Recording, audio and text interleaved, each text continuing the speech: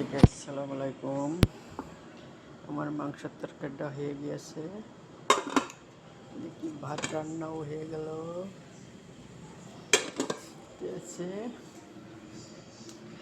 সালাদ, পেঁয়াজির পাতা মানে আস্ত পেঁয়াজ ছোটোটা, টমেটো, বেগুনিস, নেবু দিয়ে যে সালাদ, এদিকে চিকেন ফ্রাই,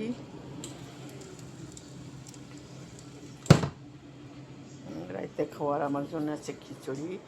আজকে আমি মাংসের তরকারি দিয়ে খিচুড়ি ভাত খাবো, কালকে সাদা ভাত রান্না করবো।